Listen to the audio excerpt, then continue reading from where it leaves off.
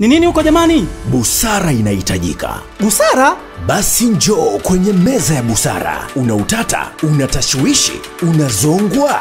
Meza ya busara ndio mahala pekee tumejipambanua. Njoo mezani ni Jumatatu hadi Ijumaa saa 4 kamili asubuhi hadi saa 6 kamili mchana. Wapo TV na wapo FM Radio.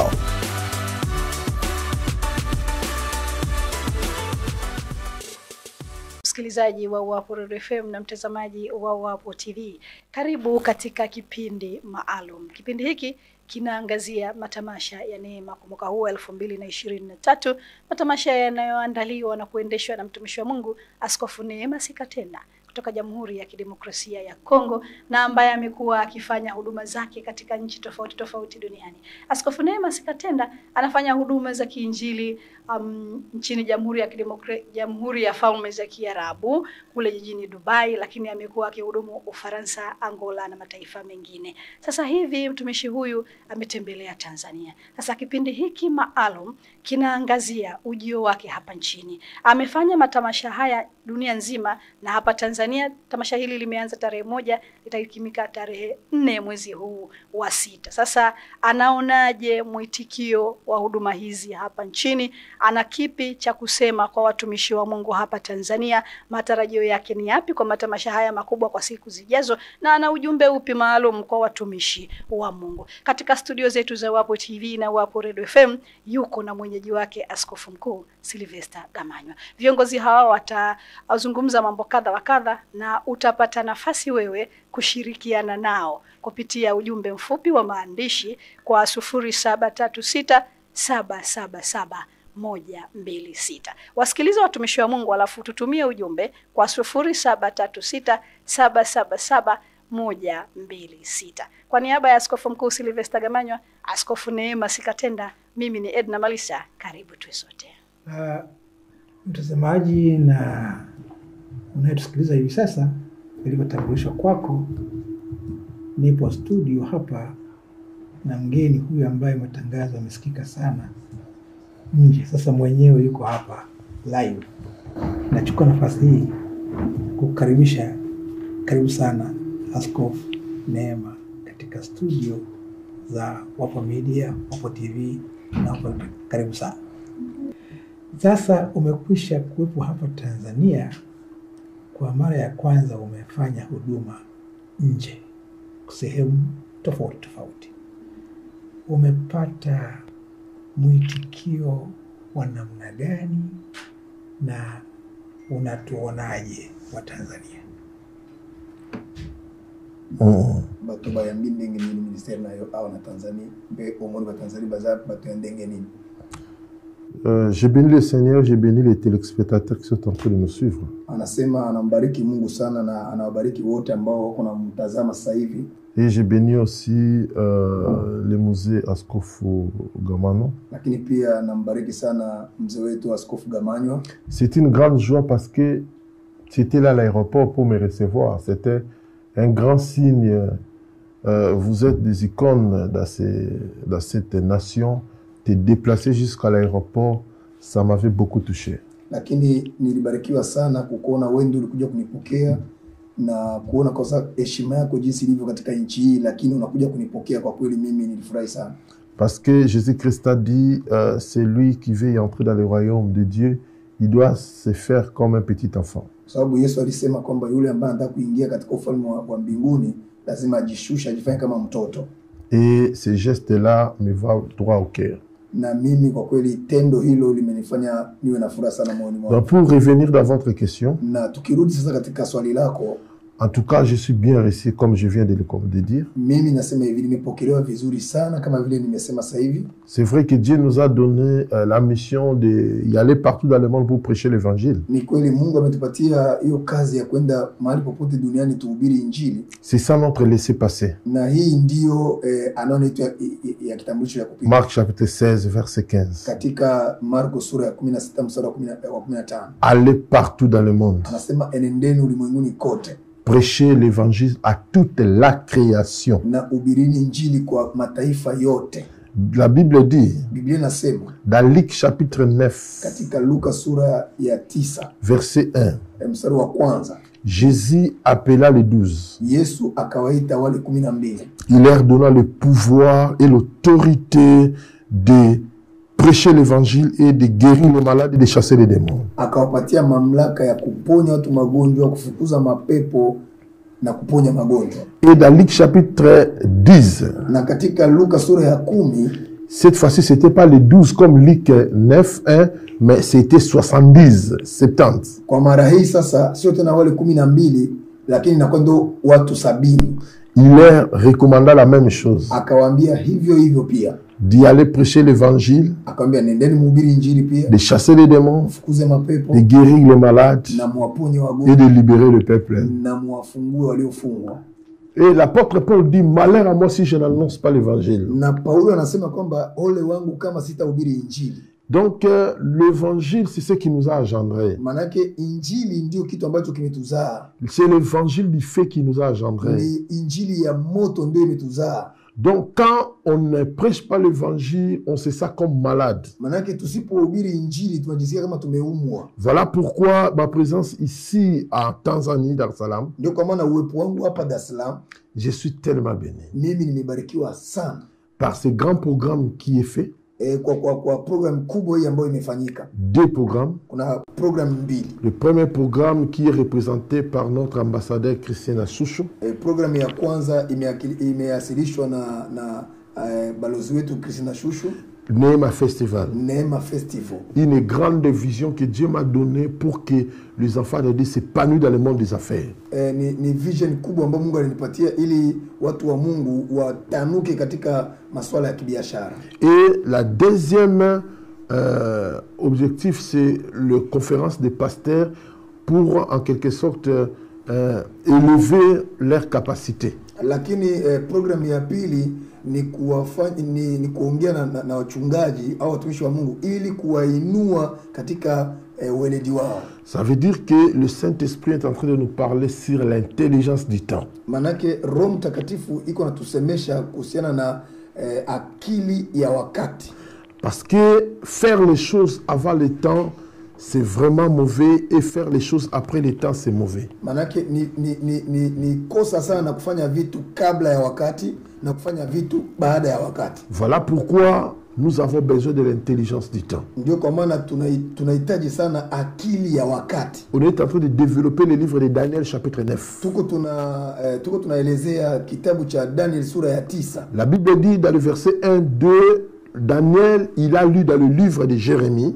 Biblia inasema katika mstari wa kwanza na wa pili kwamba Daniel alisoma kitabu cha Yeremia. Il a compris que le temps de la délivrance d'Israël était arrivé. Akaelewa kwamba kuondoka au kufunguliwa kwa taifa la Israel tayari kumefika. 70 ans qui a été fixé. Ya kwamba ilikuwa imeazimiwa kama ni miaka 70. Ils vont y entrer dans l'esclavagisme et sortir. Wataingia katika utumwa miaka 70 lakini pia watatolewa. Pendant qu'il était dans l'esclavagisme, na wakati walikuwa katika utumwa, avant que 70 ans arrivent, kabla ya miaka 70 kufika, il n'a pas prié. Hawakuomba. Mais lorsque les 70 ans est arrivé, lakini wakati miaka 70 ilifika, c'est là où il a commencé à prier. Ndipo alianza kuomba. Il a compris que le temps est arrivé. Akaelewa kwamba muda umefika. Et au verset 22, na katika mstari wa 22, Dieu a envoyé son ange Mungu akatuma malaika wake pour dire à Daniel, ili kumwambia Daniel, je suis venu nimekuja pour ouvrir ton intelligence, ili kufungua akili zako, pour que tu comprennes les choses qui vont arriver ili uelewe mambo yajayo dans le temps. Katika muda wake. Et c'est ce qu'on est en train de parler pour les pasteurs. Na hii ndio tuko tunaongea na wachungaji. Et je sais que demain, najua kesho, il y aura encore des grandes choses. Kutakuwa na mambo makubwa sana. Nous allons révéler le temps que nous sommes aujourd'hui dans notre époque dans la Bible. Tutafunua wakati wetu ambao tuko tunaishi sasa hivi kupitia Biblia. Parce que le temps que nous est en train de révéler là, ce sont des temps passés. Kwa sababu muda wakati ambao tuko tunafunua ni wakati uliopita. Ça veut dire le temps où Dieu avait promis la construction du temple qui a été détruit. Ni wakati ambao Mungu aliahidi kujenga hekalu ambayo ilikuwa imeharibiwa. Et c'est que Dieu a fait à travers Néhémie. Na kile ambacho Mungu alifanya kupitia Nehemia. Et c'est Néhémie que Dieu lui a utilisé pour venir briser les cadenas qui étaient fermés dans l'église. Na ni Nehemia ndio Mungu alimtumia ili aende avunje vifuli ambavyo viliwekwa kwenye hekalu. L'église a été construite, Kanisa lilijengwa, mais ça a été fermé. lakini kanisa likawekwa vifuli. Ça veut dire, Maana yake les sacrificateurs ne faisaient plus le travail, makuhani hawakufanya kazi zao, les lévites ne faisaient plus le travail, Walawi hawakufanya kazi zao, les chantres ne faisaient plus le travail, waimbaji pia hawakuimba, il n'y avait plus les holocaustes. hakuwepo pia na sadaka. C'était seulement une église qui était là, grand construite. Ilikuwa tu ni kanisa limekaa pale kama jengo ambalo limejengwa. Parce que quand on parle de culte, Kwa sababu tukiongelea ibada c'est l'ensemble de toutes ces choses. ni mkusanyiko wa mambo yote haya. Les sacrificateurs, Makuhani ils doivent faire le travail. watafanya kazi Les zao, lévites, Walawi ils doivent faire le watafanya travail. kazi zao, Les chantres, waimbaji ils doivent faire le nao travail. wataimba pia. C'est ça l'ensemble de culte. Huo ndio mkusanyiko mzima wa ibada. Et la Bible dit encore, Na Biblia inasema hivi pia, et celles-là qui ont été choisis pour y aller couper des bois, pour que les sacrificateurs brûlent les holocaustes dans l'autel.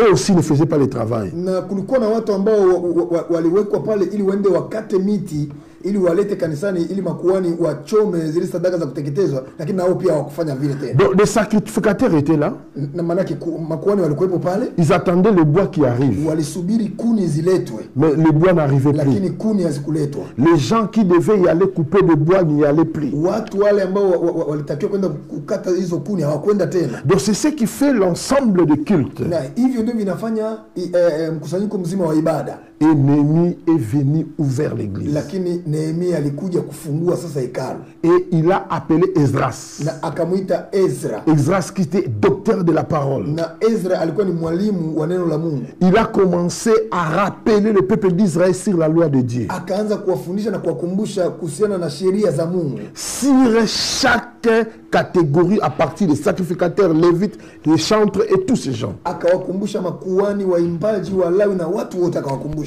Et il les a rappelés concernant l'offrande. Na akawakumbusha pia kufuatana na sadaka. Concernant le dîme. Kufuatana na zaka. Concernant les prémices. Kufuatana na malimbuko. Concernant toutes les sortes de offrandes que la Bible parle.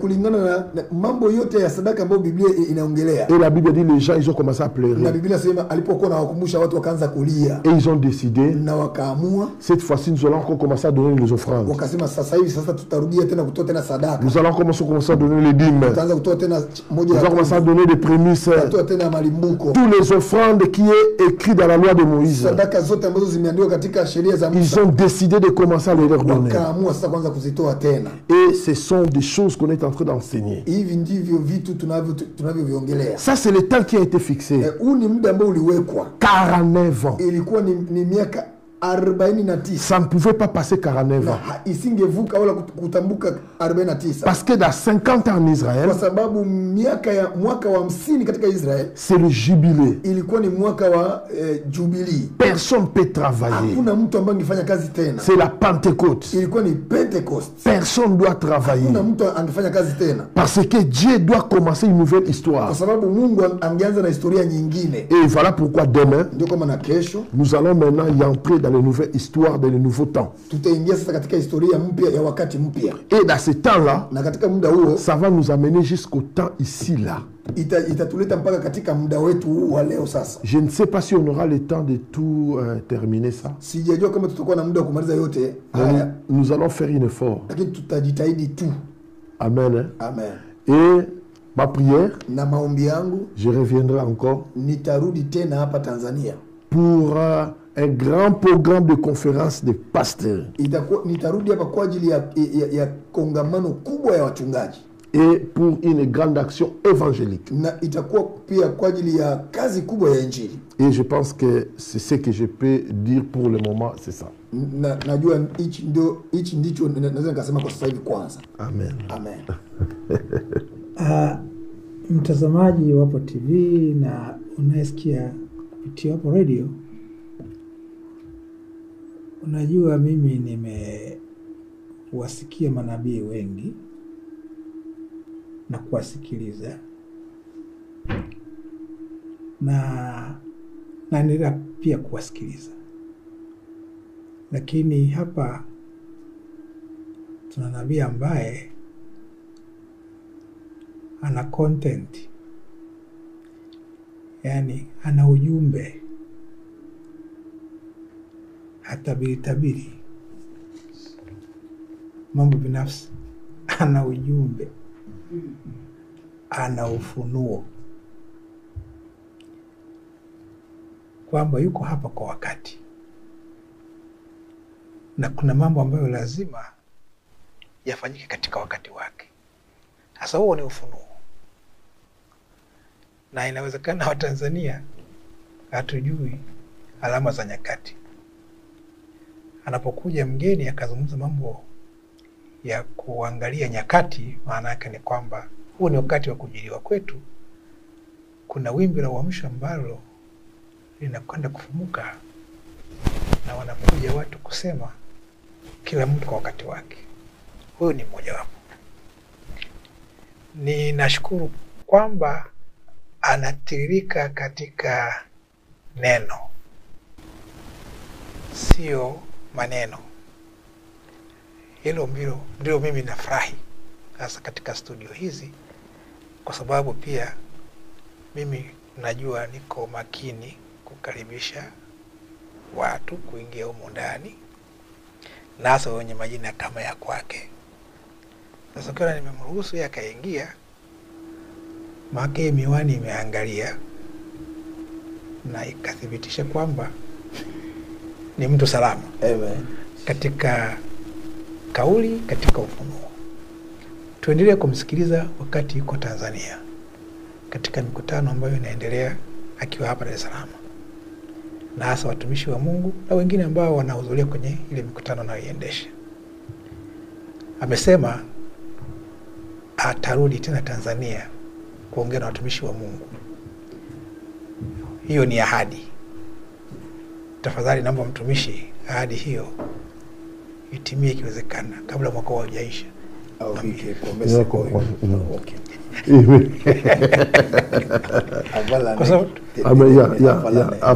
Tutakuwa hatujapoa kabla hatujapoa na kuwahi wakati. Amen. Donc avec avant l'année promesse au Salema. Pour moto ana ekufate. Amen. Mimi nakushukuru kwanza kwa kufika hapa, lakini pia tumeona na kusikia ulikuwa ukizungumza na wananchi Manzese na ukizindua huduma za kijamii, na inaonekana wewe sio mhubiri tu unayekaa kwenye madhabahu, unakwenda mpaka kwa wananchi mtaani. Hii ni maono gani hasa ya kuchanganya? Maana wengine wanabii wanakaa madhabahuni tu. Alubibo iba profit mususu wanakaa na share. Mais yo ozoti cacher osali eloko ya share, mais otiki pe share ozosala biloko pe ya peuple. Na Manzese wana basi ba moni déjà na réseaux sociaux. La Bible dit, Biblia inasema, j'aimerais que vous prospérez à tout égard. Biblia inasema nataka mfanikiwe katika mambo yote, comme prospère le temps de votre âme. Kama vile mioyo yenu inavyofanikiwa. Prospérer. Kufanikiwa. C'est ça, prospérer. Oui, oui. J'aimerais que vous prospérez à tout égard comme prospère l'état de votre âme. Nataka mfanikiwe kama nafsi zenu zinavyofanikiwa. Le royaume de Dieu, ufalme wa Mungu, que Dieu a donné à Abraham, ambao Mungu alimpatia Ibrahim, c'est un royaume complet. Ni ufalme ambao umejitosheleza kabisa.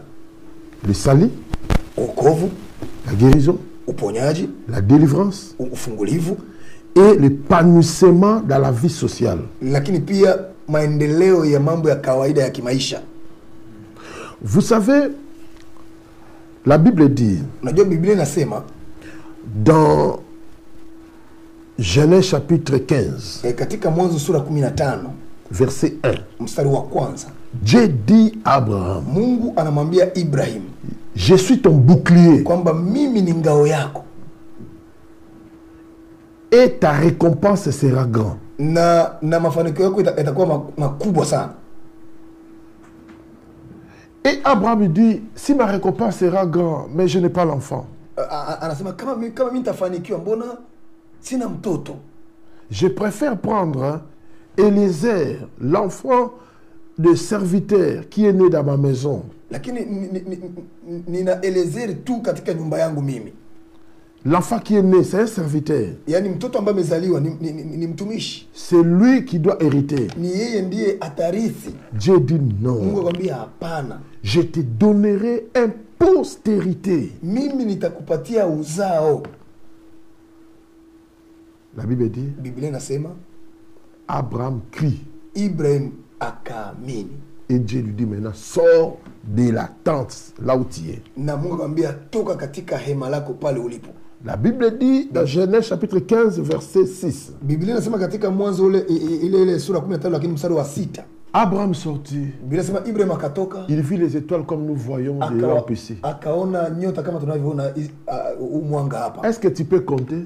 Mungu akamwambia unaweza ukahesabu? Abraham n'arrivait pas à compter. Ibrahim hakuhesabu. Il dit le nombre des étoiles que tu vois. Akasema hesabu za nyota unazoziona hapa. Ce sont les nombres des enfants que je te les donne. Ndio namna ya watoto wako watakavyokuwa. Parce que la Bible dit, so Biblia inasema dans Genèse chapitre 17, katika Mwanzo sura 17, verset 22, mstari wa 22, on parle de deux nations dans Abraham. Wanaongelea mataifa mawili ya Ibrahim. Genèse 17, 22. Ni Mwanzo sura 22 mstari wa 10. La Bible dit, je te donnerai les enfants comme les étoiles du ciel. Kwamba nitakupa watoto kama nyota za mbinguni. Et je te donnerai les enfants comme le sable de la mer. Kwamba nitakupatia pia watoto kama mchanga wa bahari. Mais dans Genèse 15, lakini katika Mwanzo 15, Dieu lui promet une postérité. Mungu anamwambia tu uzao moja tu. Et lui promet aussi des enfants comme les étoiles. Anamwambia tu kwamba nitakupatia watoto kama nyota. Cette postérité là qu'il a promis, na uzao ambao amemwaahidi, qui représente maintenant le sable de la mer. Ambao sasa inaonesha inaashiria mchanga wa bahari. Mais les prospérités, les enfants là qui représentent les étoiles, lakini uzao ambao inaashiria nyota za mbinguni, c'est vous et moi. Ni mimi na nyie. Parce que la Bible dit, so Biblia inasema dans Jean chapitre 1, katika Yohana sura ya kwanza, verset 12, mstari wa 12, la Bible dit, Biblia inasema à ceux qui l'ont reçu, et il leur a donné le pouvoir de devenir enfants de Dieu. Kwa wote waliompokea aliwapatia uwezo wa kufanyika wana wa Mungu. Verset 13, mstari wa 13, dit ceci, anasema hivi, ceux qui sont nés, kwamba wale waliozaliwa ni par la chair, sio kwa mwili, ni par le sang, sio kwa damu, mais par Dieu. Lakini kwa Mungu. C'est nous. Ni sisi. Verset 12. 12, il est venu parmi les siens. Kwamba alikuja katika walio wake. Les siens ne l'ont pas reçu. Lakini walio hawakumpokea. Les siens ce sont de qui? Na wale walio wake ni kina nani? Cette postérité là. Ni huo kizazi. Il a donné des enfants comme le sable de la mer. Ni huo uzao ambao anasema kwamba nakupatia watoto kama mchanga wa bahari. Isaac, Jacob, Yakobo, il a donné des enfants comme le sable de la mer. Il est venu parmi les siens. Les siens ne l'ont pas reçu. Mais pour nous qui l'ont reçu, il nous a donné le pouvoir de devenir enfants de Dieu. Voilà pourquoi dans Jean 3, Nicodème venait vers Jésus. Jésus lui dit, si tu ne nais pas de nouveau, mais tu ne pourras pas y entrer dans le royaume de Dieu. Or, lui, il était juif. Lakini kumbuka huyu Nikodemu ni Myahudi. Cette fois-ci, sasa hivi, Jésus voulait avoir de nouvelles enfants que lui-même il va engendrer. C'est lui qui va lui recevoir comme Christ, comme Messia, et c'est lui maintenant qui sera maintenant engendré comme fils. Retournez dans Genèse 15. Maintenant, Abraham posait la question à Dieu. Comment connaîtrais-je que ces choses, je posséderai la terre? Dieu dit, ah bon? Tu veux connaître comment tu vas posséder la terre? Élève l'autel. Il a élevé l'autel. Mais des différents oiseaux. Mais n'aimez pas les fées. Et pendant que Abraham était là, ils sont arrivés jusqu'au coucher du soleil. Abraham commença à tituber. Et dans cette titubation, il eut un rêve. de ses descendants. ya kizazi chake au uzao wake. Comment ils ont entré dans l'esclavagisme en Égypte. Namna gani wataingia utumwani Misri. Et après 4 siècles, na baada ya miaka siku 4, comment Dieu va les faire sortir. namna gani Mungu atawaokoa pia. Et Dieu dit à Abraham dans les rêves, Na Mungu anamwambia Ibrahim katika ndoto, quand tes enfants sortiront, wakati watoto watatoka je utumwani, les ramènerai sur cette terre ici. nitawaleta tena hapa katika ardhi hii. Il faut bien comprendre Inatakiwa kuelewa vizuri le royaume de Dieu. ufalme wa Mungu. Les enfants qui sont dans l'esclavagisme, Watoto ambao wako utumwani, je vais les libérer. nitawatoa tena utumwani. Mais après les libérer, Lakini ikiwatoa utumwani, je les ramènerai dans la terre. nitawaleta sasa kwenye ardhi hii. Dans la terre pour faire quoi? Katika ardhi hii kufanya nini? La Bible dit ceci. Biblia inasema hivi, Abraham se réveilla. Ibrahim akastuka. Lorsqu'il se réveilla, Wakati anastuka, le feu venu du ciel moto ikatoka mbinguni, est descendu, a consumé tout l'holocauste. ikachoma. Et la Bible dit Na ceci. Biblia inasema hivi, Dieu traita une alliance. Mungu akafanya agano. Et cette alliance était concernant quoi? Na hiyo agano ilikuwa na nini? Concernant la terre. Ilikuwa inahusiana na ardhi. Parce qu'il y a des différentes alliances dans la Bible. Kwa sababu katika Biblia kuna maagano mengi tofauti. On nous parle de 8 alliances.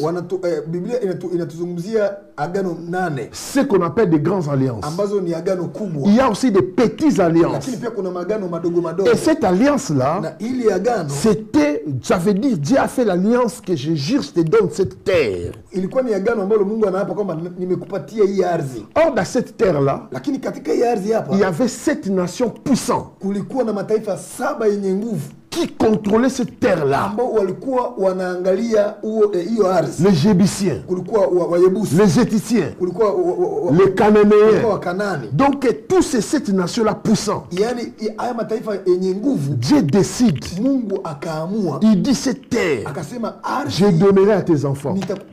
nitapatia uzao wako. Et la Bible dit, Na Biblia inasema dans Exode chapitre 12, katika Kutoka sura 12, Dieu a accompli Mungu akatimiza ce qu'il a dit dans Genèse 15. kile alichokiongelea katika Mwanzo 15. Il a dit aux enfants d'Israël, Akaambia wana wa Israeli, prenez le sang, mchukue damu, mettez dans les linteaux. weka kwenye vizingiti. Donc le sang les a servi la délivrance. Manake damu iliwasaidia kutoka utumwani. Mais après avoir été délivrés, Lakini baada ya kutoka utumwani, quand ils sont délivrés, wakati walitoka utumwani, dans Exode chapitre 19, katika Kutoka 19, la Bible dit ceci. Biblia inasema hivi, Après 3 mois baada ya miezi mitatu tu, que les enfants d'Israël, ils ont sorti de l'Égypte, wakati walipotoka Misri, Dieu dit à Moïse, Mungu anamwambia Musa, monte dans ma présence. sasa panda katika uwepo wangu. Quand il est monté dans sa présence, Wakati aliingia katika uwepo wa Bwana, Dieu dit ceci dans Exode 19, 5, 6. Mungu anamwambia Mungu anasema katika Kutoka 19:5 na Tu 6 diras à tous ces peuples, kwamba utawaambia mataifa kwamba vous avez vu dans vos yeux kwamba kwa macho yenu mliona comment moi, Dieu, namna gani mimi Mungu je vous ai porté dans mes ailes comme l'aigle porte ses enfants niliwabeba kwenye mbawa zangu kama tai anavyobeba watoto wake kwenye mbawa zake, pour vous amener ici jusqu'à moi. ili kuwaleta mpaka hapa. Maintenant, la première chose, Sasa kitu cha kwanza, si vous écoutez ma parole, kama mtasikiza neno langu. la deuxième chose, Kitu cha pili, si vous gardez mon alliance, kama mtaichunga agano langu, vous serez mon peuple à moi privé. mtakuwa taifa langu mimi Privé. ambao ni private. Ça veut dire parmi toute la terre, Manake duniani kote vous serez distingués de tous les peuples de la terre. nyie mtatengwa kando na mataifa mengine. Ça, c'est la deuxième chose. Hichi ni kitu cha pili. La troisième chose, Kitu cha tatu, vous serez un royaume de sacrificateurs. nyie mtakuwa taifa la kikuani. Ça veut dire, vous serez dans mon royaume, moi, votre roi. Manake mtakuwa katika ufalme wangu, mimi ndio mfalme wenu. Vous savez, Mouzé, je vais te dire une chose. Unajua mzee wangu, nitakwambia kitu. Dans le monde entier, Katika dunia yote, aucun royaume sur la terre. hakuna ufalme wote duniani. J'ai un pasteur qui vient de Londres là. Mimi nina mchungaji pale ambaye anatokea Uingereza, yule pale. C'est un royaume. Ni ufalme ule. Ils sont dans ce royaume. Wako katika ufalme wa Uingereza. Mais ils sont des peuples citoyens simples. Lakini ni watu wa kawaida. Dans ce royaume-là. Katika ule ufalme wa Uingereza. Le seul royaume. Lakini ufalme mmoja tu, qui est le royaume de Dieu. Ambao ni ufalme wa Mungu. Dieu a voulu que tous les peuples qui sont là, ils soient des princes. Kwa Mungu anataka katika ufalme wake huu kwamba kila aliyeko pale awe mtoto wa mfalme. Oui, prince. Mtoto wa mfalme. Donc je ferai un royaume de sacrificateurs. Maana mimi nitafanya ufalme wa kikuani. Ça veut dire Tout celui qui est dans mon royaume est prince. Manake yeyote ambaye atakuwa katika ufalme wangu mimi ni mtoto wa mfalme au prince. Prince ina Swahili ni nini? Prince kwa Kiswahili ni nini? Mwana mfalme.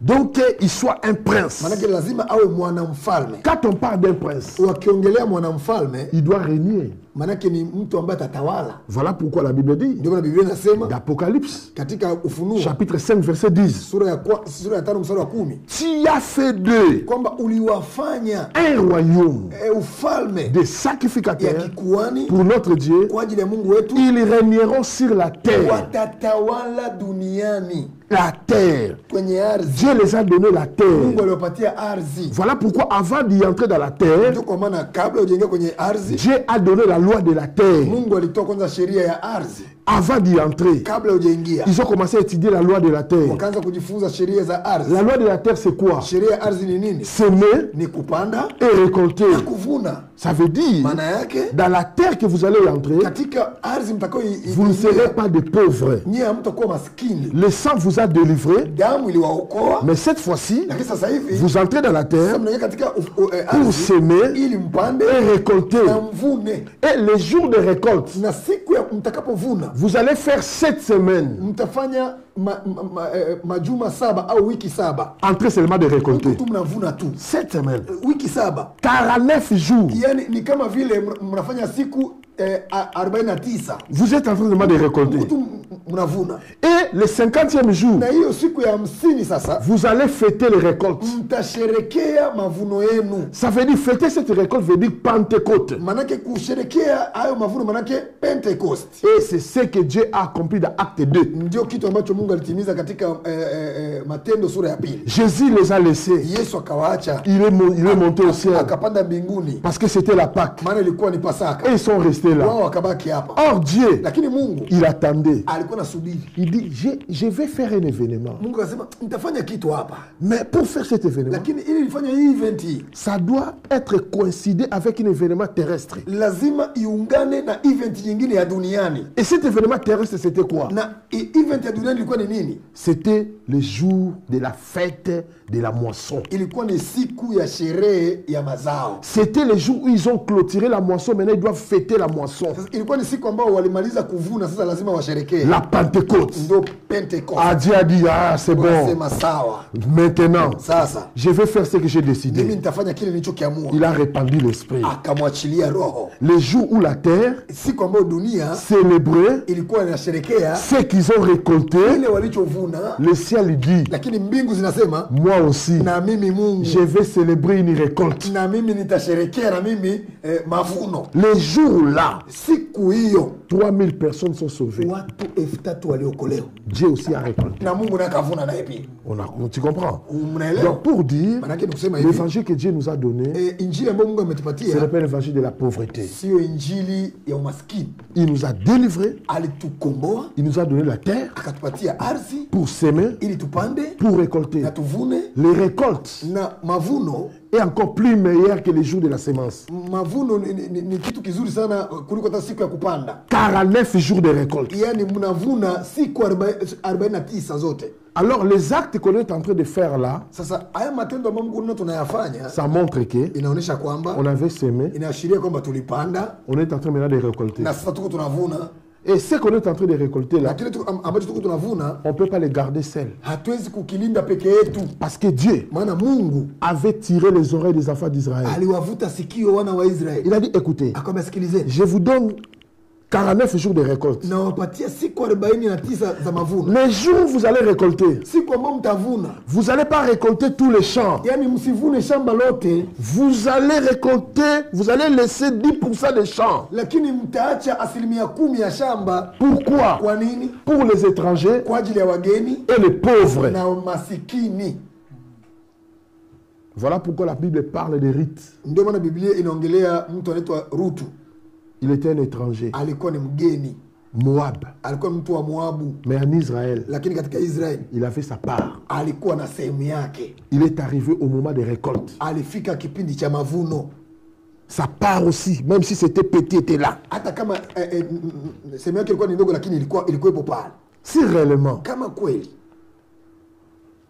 Dieu nous a fait prospérer. Kama Mungu ametupatia mafanikio, On est en train de récolter. tuko tunavuna.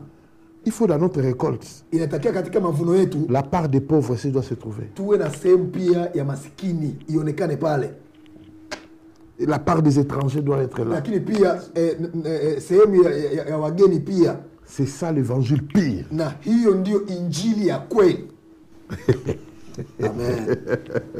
Mtazamaji wako TV na unasikia kupitia hapo radio, tumefikia mwisho kipindi chetu kwa muda.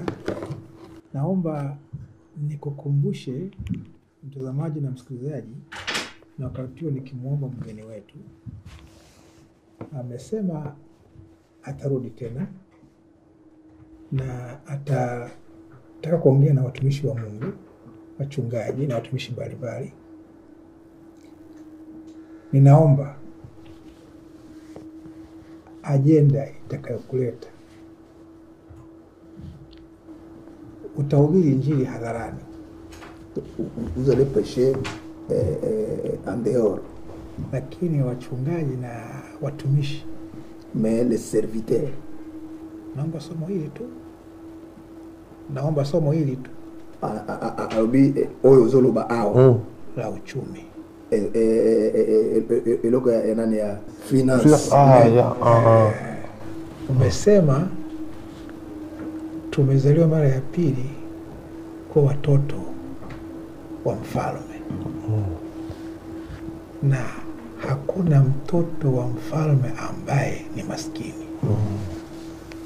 Amen. Kwa nini? Alléluia. Mabrutu koma ya busati baba. Naomba hayo majibu. Amen. Naomba wakaribishe watazamaji na wasikilizaji kwenye mikutano yako na kuaga. J'appelle surtout dans les programmes de dimanche. Mimi ninaalika watu katika programu ya Jumapili. Les gens qui sont liés par la puissance du péché. Wale ambao wamefungwa na nguvu ya dhambi. Des fous liés dans des chaînes. Wale ambao wamefungwa macheni kama wenda wazimu. Liés dans les chaînes. Wale ambao wamefungwa macheni, wale wenda wazimu, wale ambao wamefungwa kabisa na macheni yale. Des gens malades. Wale ambao ni wagonjwa sugu. Hiyo ndio injili ya Osborne. Hii ndio injili ya Osborne. Marc 16:15. Hii inaitwa Marko 16 mstari wa 15. La première fois, mara ya kwanza, j'ai assisté à la conférence que mon père avait organisée et Osborne, Musée dit là-bas, l'avait invité aussi. Mimi nilikuwa mojawapo ya conference ya lorsque Osborne est arrivé, wakati Osborne alifika, il disait, alikuwa anasema, amenez les fous là qu'on les lit là. Alitangazia atakwambia mwalete wale wenda wazimu ambao wamefungwa macheni. Amenez les gens qui n'écoutaient pas. Akasema mwalete watu wale hawasikii, yani viziwi. Amenez les aveugles. Mwalete vipofu. Je disais, ça c'est quoi ça? Nikasema hii nini? Anaongea nini? Jésus-Christ est le même hier, aujourd'hui, éternel. Yesu ni yule jana, leo na hata milele. Dimanche, siku ya Jumapili, la Bible dit dans 1 Corinthiens chapitre 4 verset 20. Biblia inasema katika Wakorintho wa kwanza sura ya 4 mstari wa 20. Le royaume de Dieu kwamba ufalme wa Mungu ne consiste pas en parole. Sio haikai tu katika neno, mais en puissance. Lakini pia inakaa katika uweza. Voilà pourquoi l'apôtre Paul, ndio maana mtume Paulo, il dit au peuple de Corinthe, anawaambia wa Korinto, je viens vers vous, kwamba nakuja kwenu, pas pour parler beaucoup de choses, sio kwa ajili ya kuongea vitu vingi, mais je viens vers vous, lakini nakuja kwenu pour voir votre puissance, ili nione uwezo wenu. Car le royaume de Dieu kwa sababu ufalme wa Mungu ne consiste pas en parole, sio tu kwa maneno, mais consiste en puissance. Lakini pia katika uweza. Donne maintenant l'adresse dimanche, nous serons où? Siku ya Jumapili anataka tutoe address. On peut appeler Maman Christina Choucho pour venir donner l'adresse. Merci. Tutamuita mchungaji Christina Choucho atakuja ili atoe Jumapili ambayo tutakuwa tunamaliza na mtumishi wa Mungu Nabii Neema Sikatenda. Tutamalizia pale ukumbi wa Ubungo Plaza kuanzia saa 8 mchana. Watu wote, maaskofu, mitume, manabii, wainjilisti, wakubwa kwa wadogo, vijana kwa wazee, wote mnakaribishwa na hakuna kiingilio. Waimbaji mbalimbali watakuwepo, lakini mtumishi wa Mungu atahudumu kwa wote. Mungu awabariki sana. Anapendelea sana pia baba askofu pia awalike watu kwa sababu yeye ana sauti kubwa katika nchi hii. Kwanza kama yuko hapa studio na mimi niko hapa, maana yake huu ni mwaliko. Vinginevyo kuna mtangazaji mzuri tu angekaa hapa akaongoza haya mahojiano. Mimi niko hapa kusema kwa sababu yuko hapa, mahali atakapokuwa popote wote tuwepo pale. Amen. Lakini kwa sababu amezungumza Jumapili, inavyoonyesha kwamba wanaotakiwa ni wale wahitaji, wanaotaka kuona nguvu za Mungu, wanaotaka kuona je, Mungu bado yupo? Ni brusa. Alafu anazungumza ni kwa mamlaka ya Yesu Kristo. Amen. Kwa maneno mengine ni kwamba hakuna tozo, hakuna ada. Maanake ni jina la Yesu litakalofanya miujiza. Na mimi nitafuatilia kwa sababu ni mpenzi wa Injili ile ya kweli. Amen. Na ujumbe alionao ni ufunuo wa wakati. Amen. Karibu sana. Asante. Rudi tena mapema. Asante. Na utakaporudi, hatutaki ufukara kwa watumishi wa Mungu. Hatutaki umaskini kwa watumishi wa Mungu. Tangu kusonga balingite bobola na abasirifite de Dieu. Amen. Ni ufahamu tu, c'est l'intelligence. ni maarifa tu. Donc bazali ya intelligence kaka. Wakipata maarifa Soki bazui na intelligence ufahamu, watafunguka. Amen. bakozala bien. Tanzania hii ni tajiri. Tanzanie c'est un pays riche, Ni aibu mais c'est l'opprobre. Tanzania kuwa maskini katika Tanzania. Donc eza bien te Tanzania azala Ni mobola. kashifa kwa mtumishi wa Mungu kuwa maskini Tanzania. Donc c'est pas bien un serviteur de Dieu de Tanzanie être pauvre. Sitaki kusema DRC, nazungumzia Tanzania. Tanzania. Karibu. Amen. Utupe ufahamu na ufunuo. Amen. Mtazamaji na msikilizaji, nakurudisha kwa mkurugenzi na mtangazaji mkuu akuage. Mtazamaji wa Wapo Radio FM na Wapo TV, ni hekima za watumishi wa Mungu hizo, Askofu Mkuu Sylvester Namanga na Askofu Masika Timba. Kubwa haswa ni tunabarikiwa na huyo nabii, yani anaohubiri mpaka tunasisimuka, huyo ni Jessica kutoka Tabata. Sasa amewakilisha watu wengi, kila mtu anasema hivyo. Hakuna maswali mengi, lakini watu wanasema nabii akiongea wanajisikia kusisimuka. Na bila shaka sasa unaalikwa ni Ubungo Plaza siku ya Jumapili kuanzia saa 8 mchana kwenda kumsikiliza ana kwa ana mtumishi wa Mungu Neema Sikatenda pamoja na kupata maombezi. Hiki ni kipindi maalum kinachozungumzia Neema Festival ama matamasha ya Neema mwaka 2023. Nikukumbushe tu kwamba endelea kufuatilia Wapo Radio FM, endelea kufuatilia Wapo TV. Huduma za mtumishi wa Mungu Askofu Neema Sikatenda kutoka Jamhuri ya Kidemokrasia ya Kongo akifanya huduma pia Jamhuri ya Falme za Kiarabu kule Dubai zitaendelea kukujia utaratibu wa matamasha haya. Na mpaka kufikia hapa hatuna la ziada. Mimi ni Edna Malisa, bye bye. Ni nini huko jamani? Busara inahitajika. Busara? Basi njoo kwenye meza ya busara. Una utata, una tashwishi, unazongwa. Meza ya busara ndio mahala pekee tumejipambanua. Njoo mezani ni Jumatatu hadi Ijumaa saa 4 kamili asubuhi hadi saa 6 kamili mchana. Wapo TV na Wapo FM Radio.